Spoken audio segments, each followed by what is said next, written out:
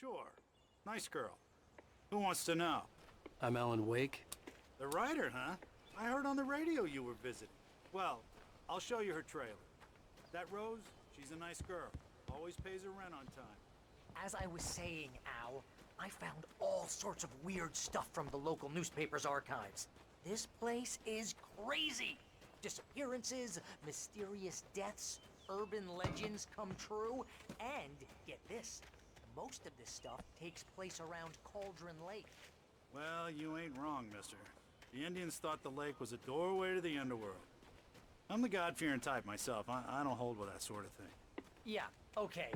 Anyway, there was an island there owned by a guy called Thomas Zane. Now, some of the articles I found about him make him out to be a famous writer, but I ran a bunch of searches, couldn't find a single thing he wrote. Zane was heavily into diving, so much so that the place came to be called Diver's Isle. But the volcano under the lake erupted in 1970, and Zane went down with the island.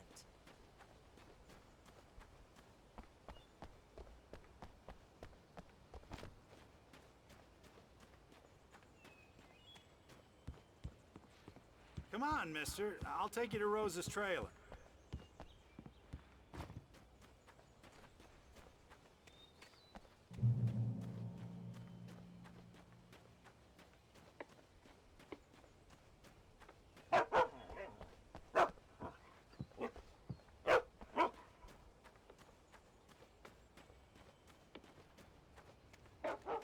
Yeah, how about that? It was there in the morning, as if it had fallen from the sky. But it would take a tornado to lift something like that. We're damn lucky it didn't crush any of the trailers.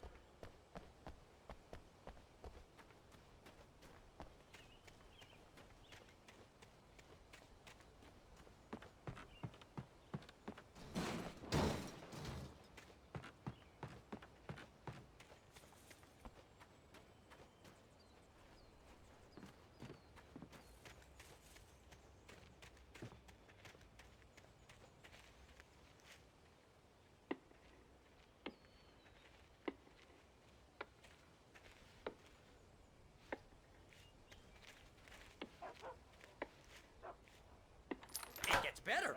A local girl, Barbara Jagger, drowned in Cauldron Lake just a week earlier. They were lovers. Sure, Jagger's a local spook store. The Scratching Hag. Comes for you in the dark. Childish stuff like that. Anyway, Al, I'm just getting to the best part. All of the articles about this stuff were written by Cynthia Weaver. I asked around, and she's that crazy bag lady you met.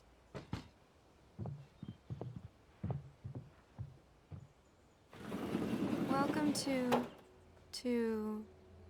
oh dear, Mr. Wake. I'm so glad you're here. Rose, you have my manuscript? Oh yes. Yes. Please, come in. Hey, this is really good.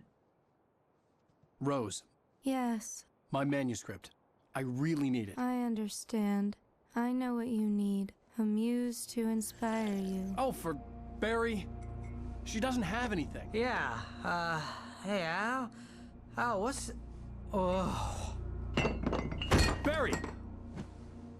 What? What?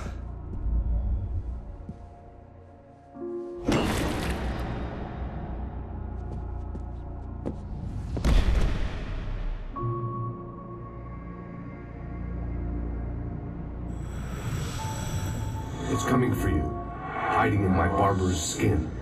I'm too weak to stop it. You must turn the lights on. I promised I'd come visit you and your lovely wife. You must finish what you started. I insist.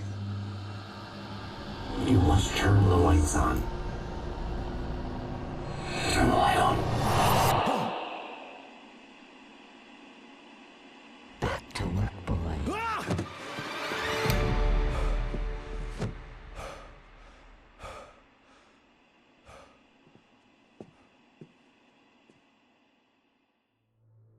I felt nauseous, hungover. Only anger kept me going. I can't tell reality from dream anymore, but it seems I have an imaginary editor to help me. She's an old woman in a funeral dress. I call her Barbara Jagger. She's very strict. I'm writing faster and faster. My manuscript is being heavily revised. The edits are getting very aggressive, and each day there's less of me and more of her. I hate it, but I know she's right. She promises me I can save Alice this way. Rose She took a knows day more of from this me. than I do. I had less than 12 hours left to meet the kidnapper. All I could do was get Barry into the car, work something out once I got on the road. Barry was out of it. He was way too heavy to carry. You're right. I deserve more money. I'm so handsome.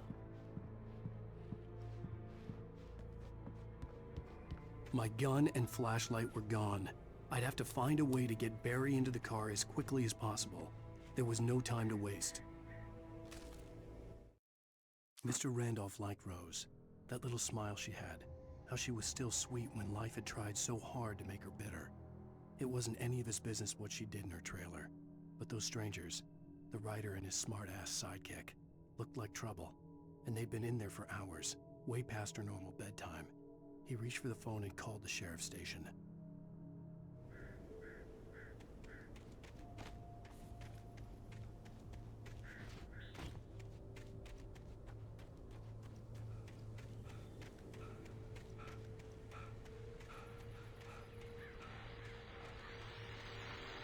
I just stepped outside to catch a breath of fresh air. Let me tell you, the weather's getting heavy.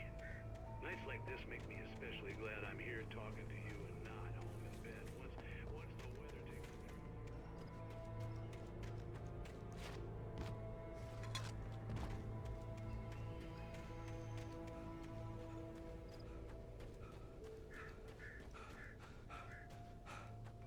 Oh, you're gonna get it now. God knows what you've done to that poor girl. This is Agent Nightingale, FBI! Get him up, Hemingway! You're under arrest! You move a muscle, I'll unload right in your goddamn face! Stay right where you are, Slane!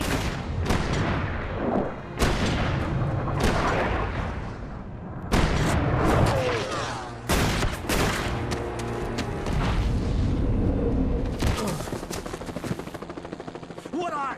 I'm standing right here, you goddamn maniac!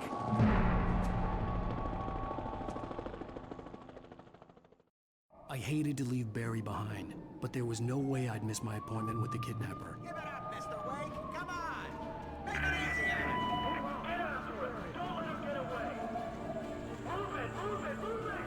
I'll have you shot if you let him get away!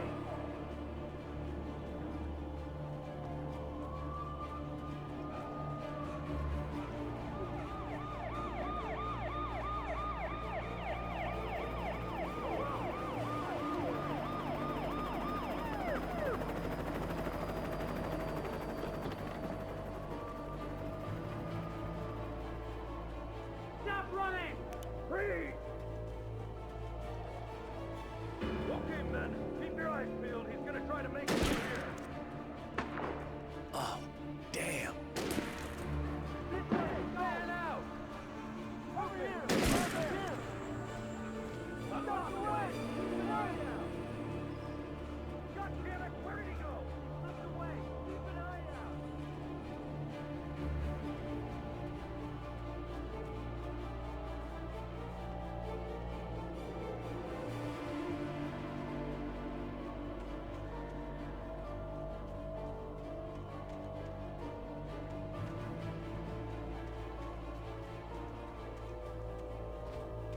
He's gone!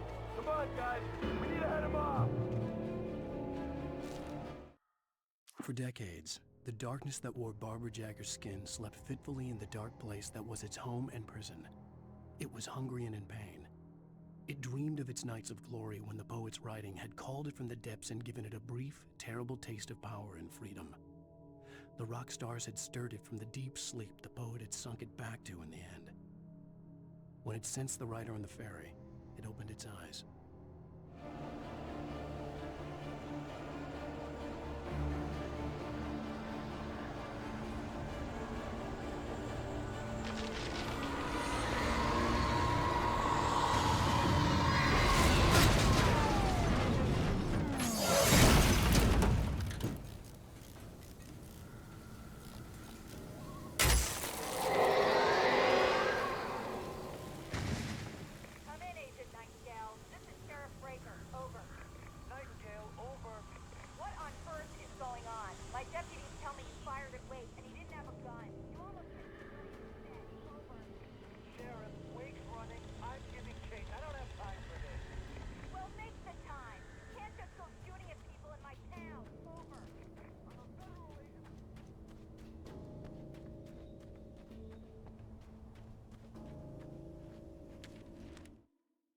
Rose didn't know how the strange old lady got in her trailer, and she looked wrong somehow.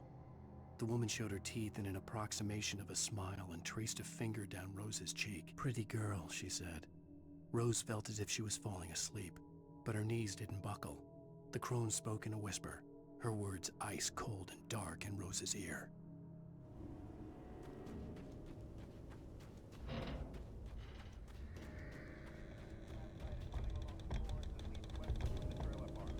All units are advised that the suspect may be armed. Approach with caution.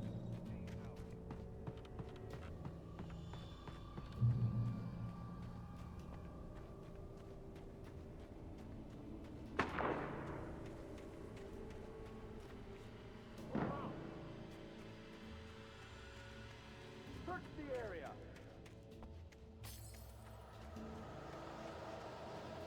Stay sharp.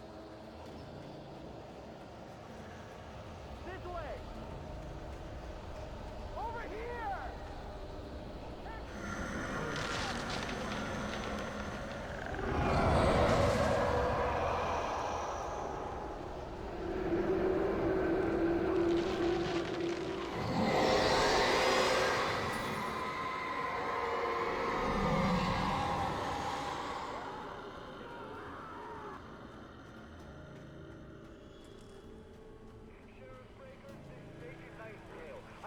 This horror was everywhere I went, circling me. The cops didn't stand a chance. They were after a writer, not a monster.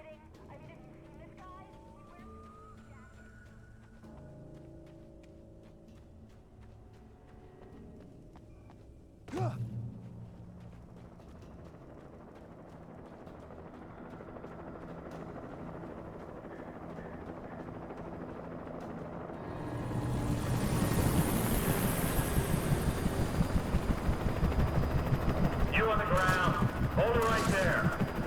There's nowhere to run. Freeze!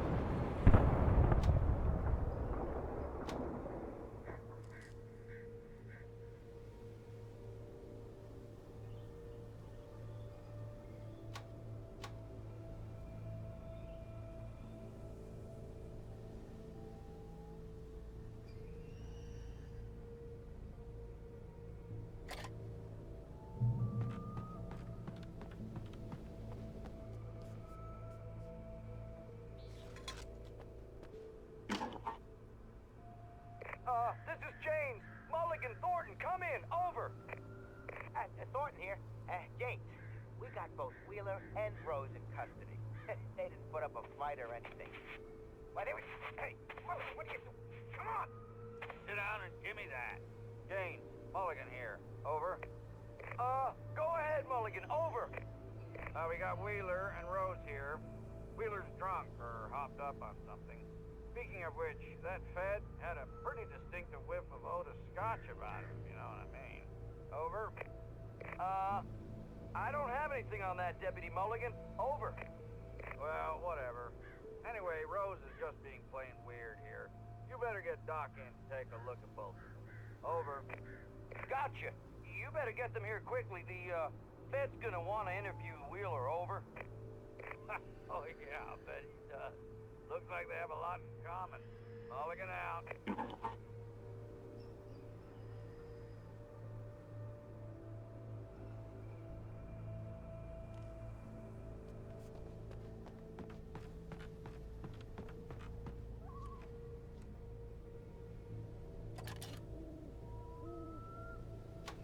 I could see the lights of the radio station in the distance.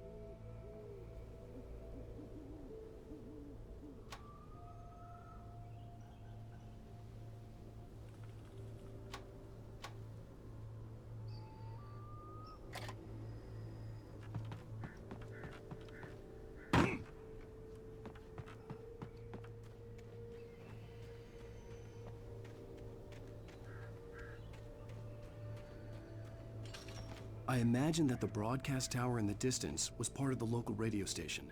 Maine seemed like a decent guy. Perhaps he could give me directions to the coal mine.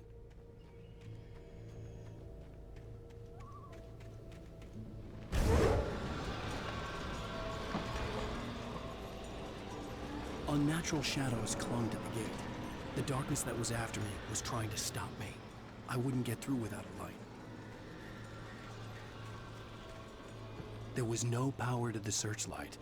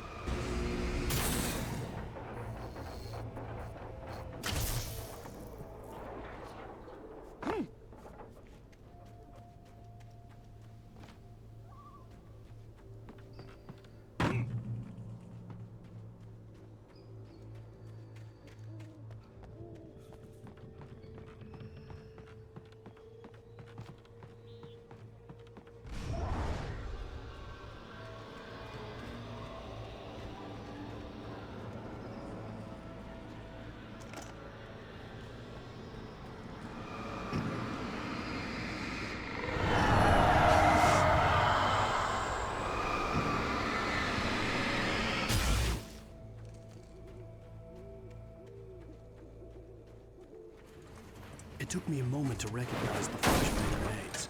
They were an ideal weapon for my situation. Team 1, come in. Over. This is Sheriff Breaker. Report. Over. Team 2, come in. I need a report.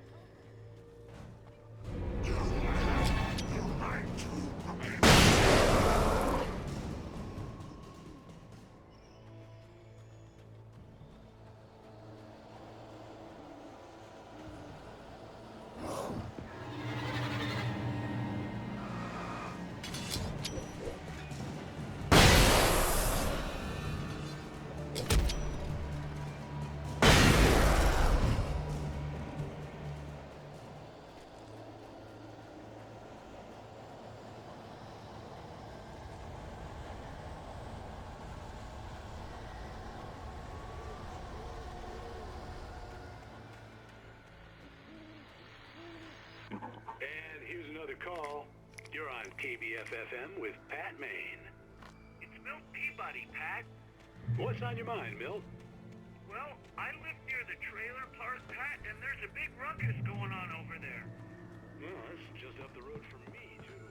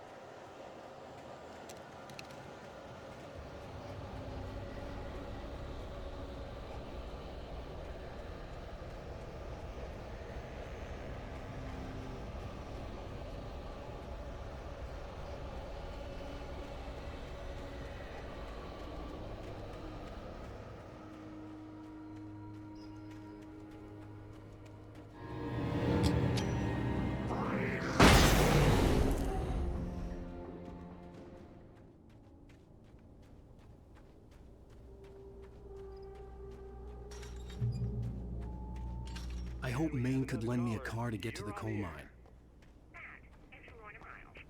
Oh, why, hello, Lorna. What do you have for us?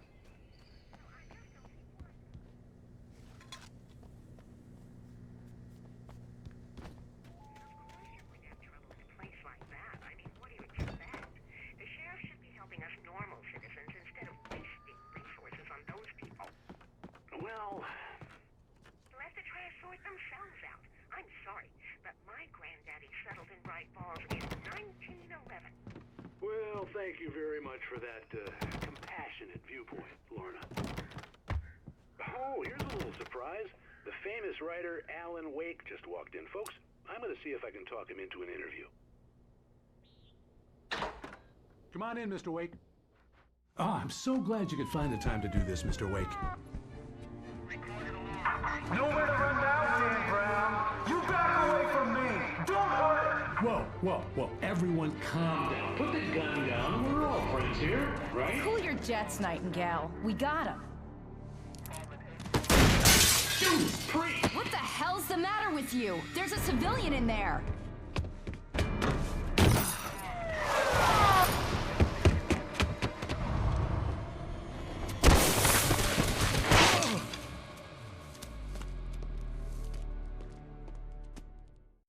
I'll get you yet, even if it kills me. You hear me? You hear me, H.P. Lovecraft? I had fallen off so many cliffs it was ridiculous. That's what you get with this. It was probably good I hadn't had the chance to tell Maine where I was going. I'd have to lose the cops and find my own way to the mine. Nightingale stared through the broken studio window into the dark woods. He turned around, started to walk out, but Maine grabbed his arm. "Young man, you almost shot me. You don't shoot off rounds at people like that. What's the matter with you?" Nightingale shook his arm free, marched out. His cheeks burned with rage and humiliation.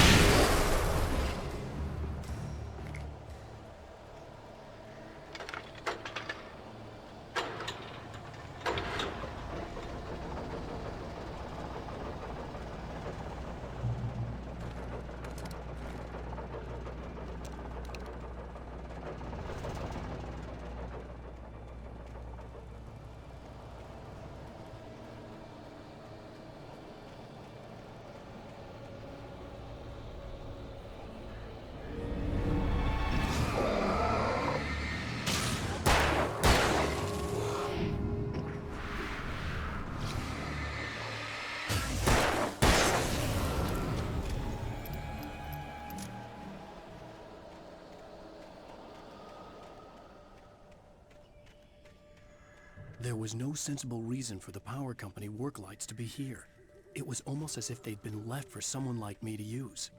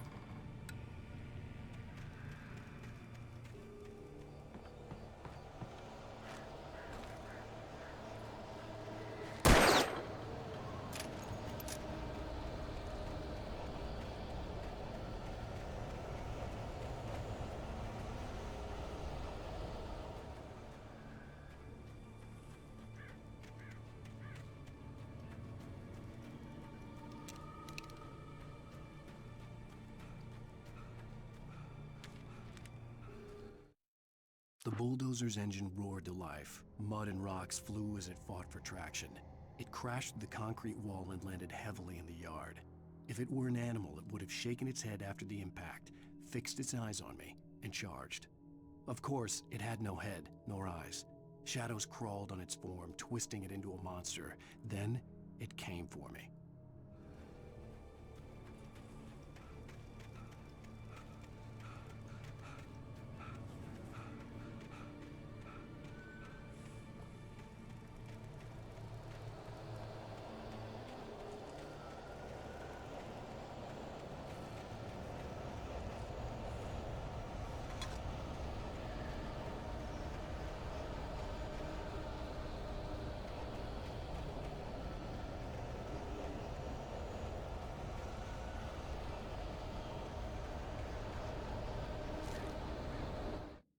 Sarah trusted her gut, and her gut said Agent Nightingale was an asshole. He felt wrong, and it wasn't just the smell of stale booze. It was in the way he flashed his badge, pulled rank, the look in his eyes when he wanted answers. Where was Alan Wake? What was this about an accident? Where was his wife? And most importantly, why did she let Wake go? He wouldn't answer her questions. Federal business was all he'd say.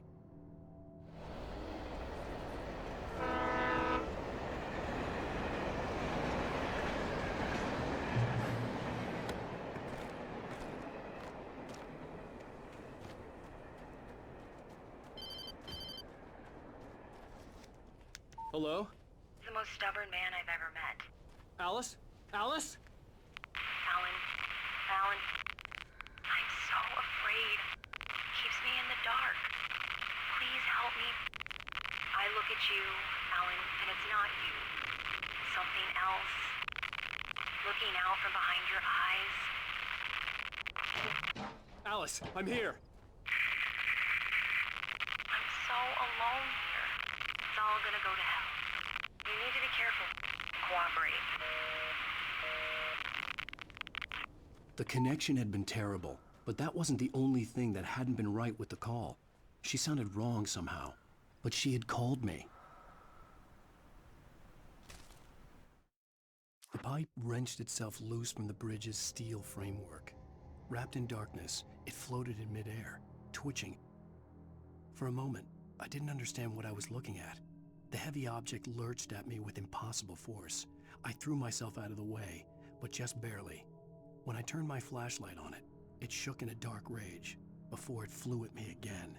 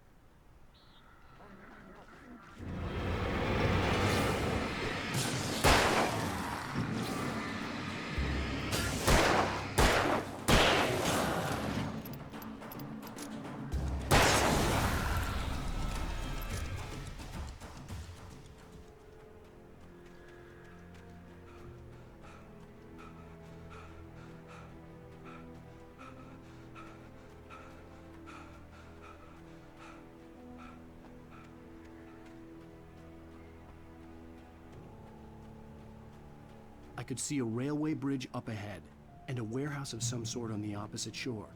I hoped I could find a car from there.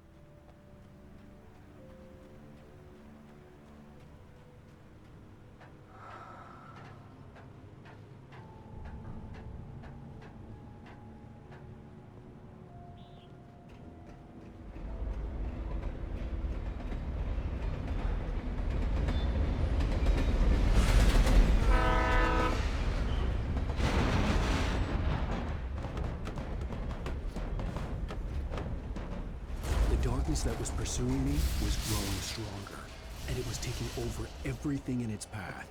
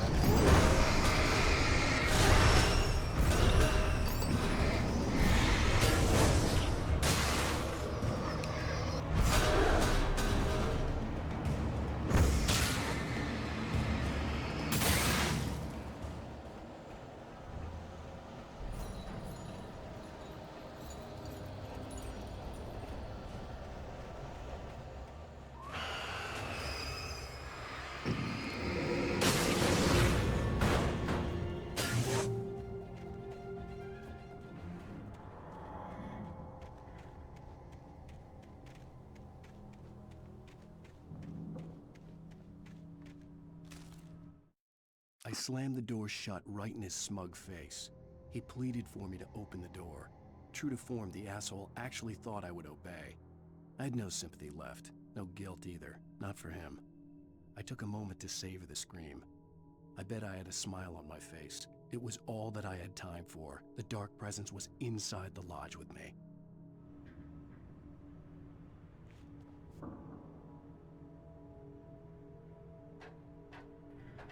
As a teenager, just starting to get interested in writing, Stephen King had been a source of inspiration to me.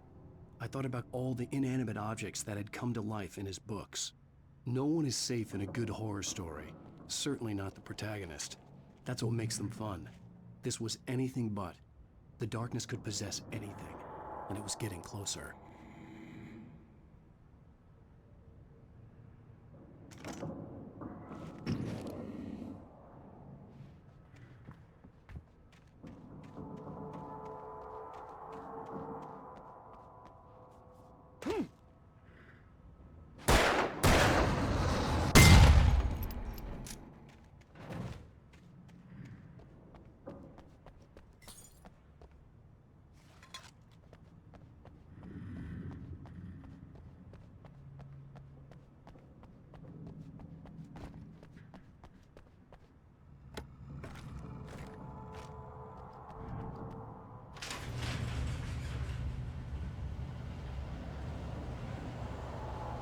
Did you call 911?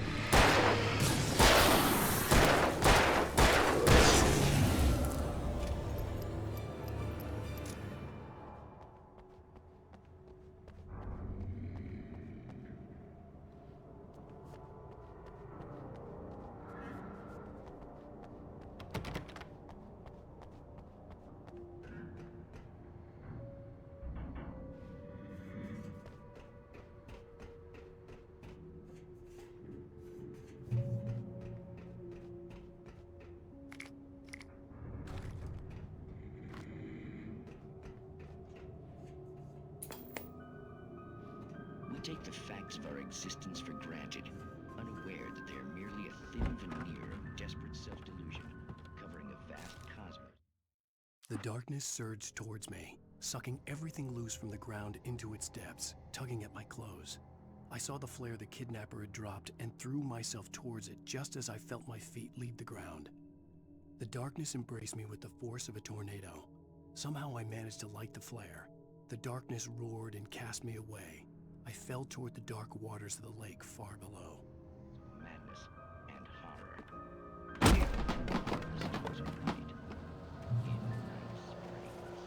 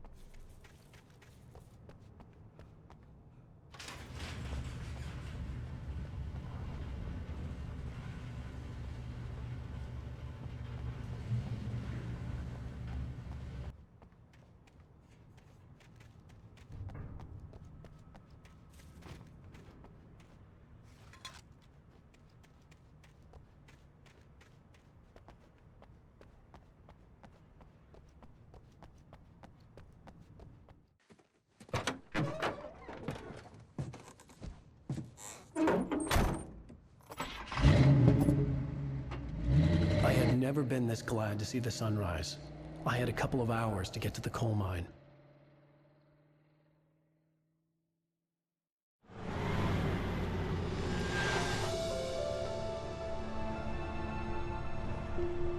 The coal mine wasn't far now.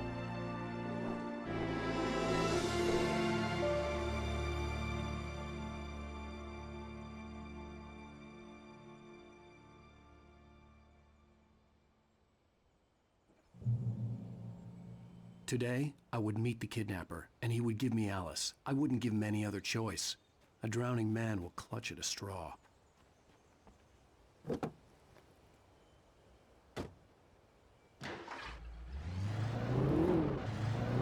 Little by little, without realizing it, I'd come to believe that the story in the manuscript was coming true.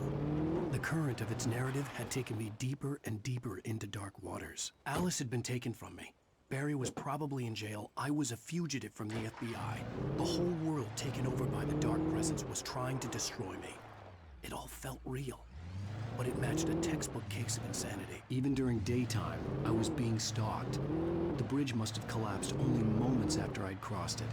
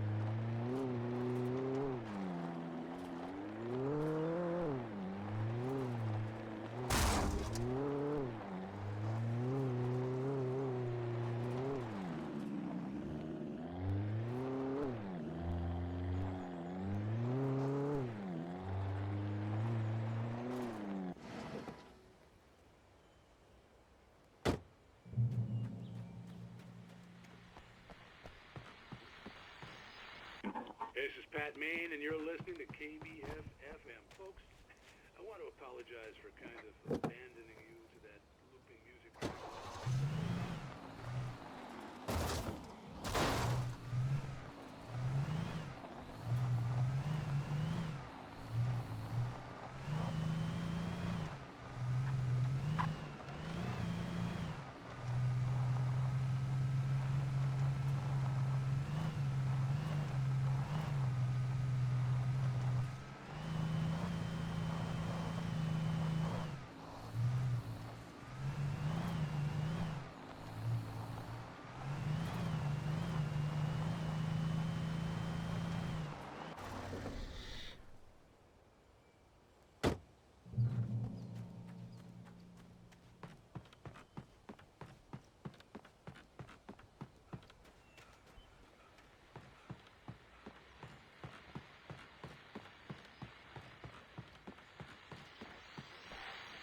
Welcome back to KBF FM.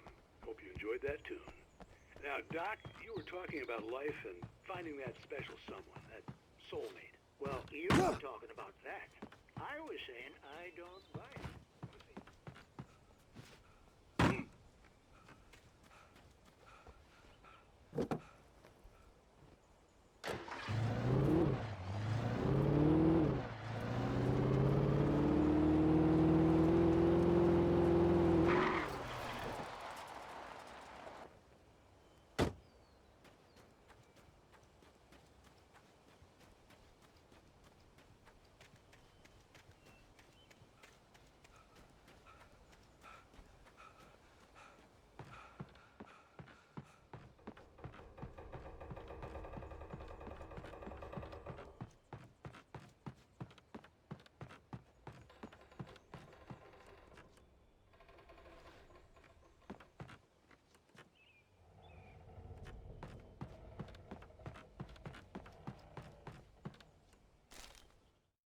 For Mott, spying on the writer on the ferry had been a disappointment. His boss had made Wake out to be something special, but Mott hadn't been impressed. He'd gotten a good long look at the wife, though, and he liked what he saw.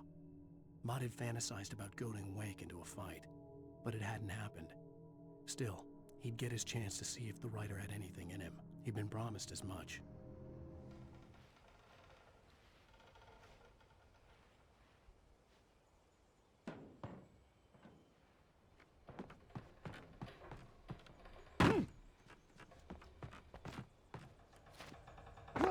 I was early. I was supposed to meet the kidnapper at noon in the main building. The coal mine was quiet. It was a museum now.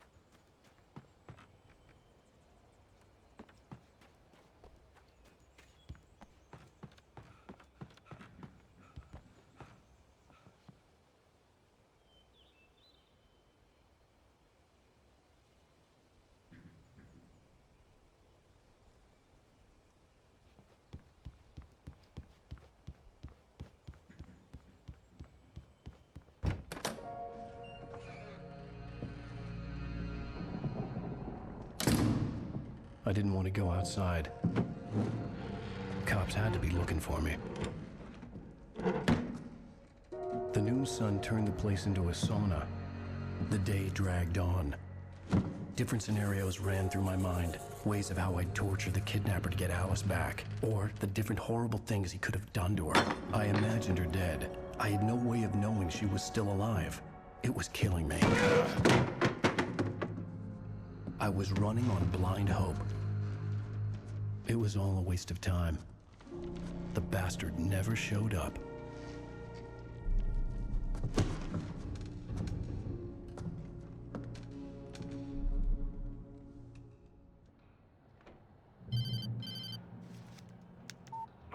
Where the hell are you? Change of plans. You know where Mirror Peak is? It's a big mountain north of where you are. You follow the path from the mine, you can't miss it. There's a lookout point there. I'll be waiting. I'm through being jerked around by You you. want to see your wife alive? Because if you do, you better watch what you say to me. Do we understand each other? I want to talk to Alice. Yeah, and I want the manuscript. Don't keep me waiting, Wake. Hello? Hello! Ah! I'm gonna kill him! I had to get to Mirror Peak.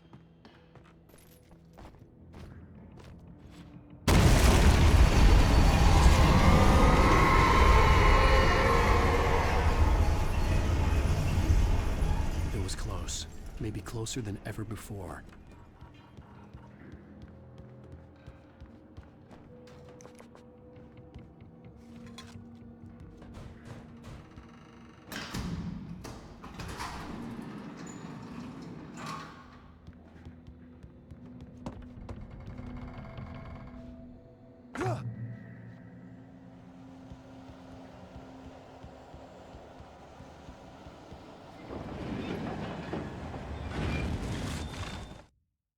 When Thomas Zane fell for Barbara Jagger, it happened fast. She was young, vibrant, and beautiful, full of life. He had never been a very happy man, and without any seeming effort, she had changed all that. Zane felt good for the first time in his life. Everything she did was another piece of a jigsaw puzzle he hadn't even known he'd been missing. And best of all, she made the words flow, strong and sharp. She was his muse.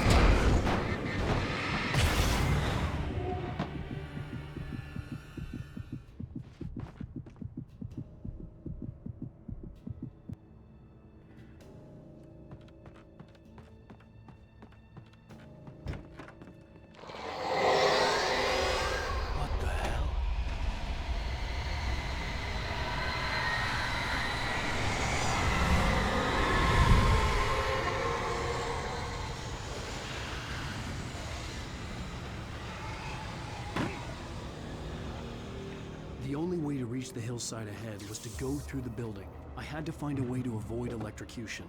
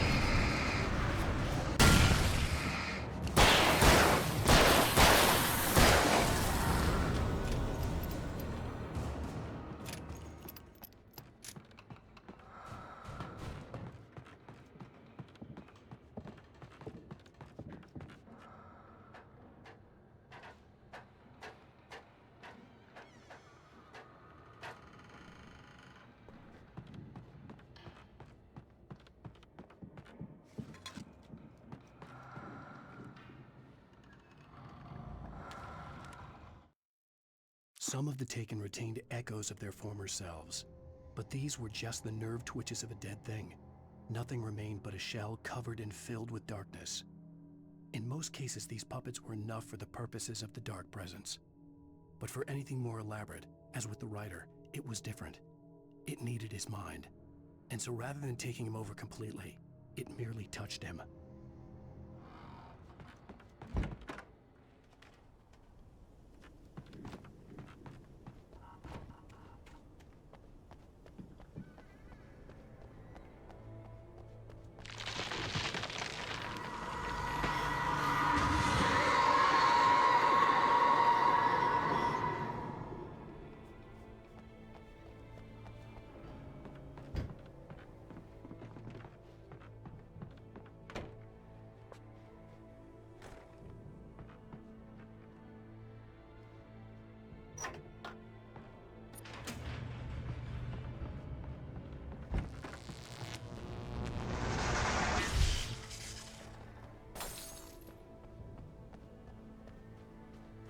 There was no way the flashbang grenades were standard power company equipment.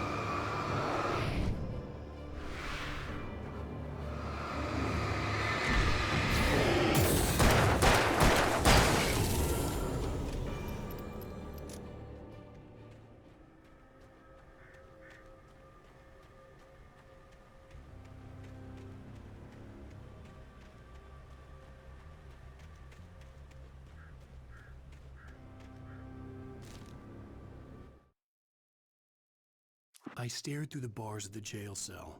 Barry stood behind me, swaying on his feet, looking as ill as I felt. Agent Nightingale stood on the other side of the bars with Sheriff Breaker. Nightingale had a stack of manuscript pages in his hand. He seemed unhinged as he gloated. "Well, I've got you now, Raymond Chandler. It's all here. All the evidence, including conspiracy to murder a federal agent."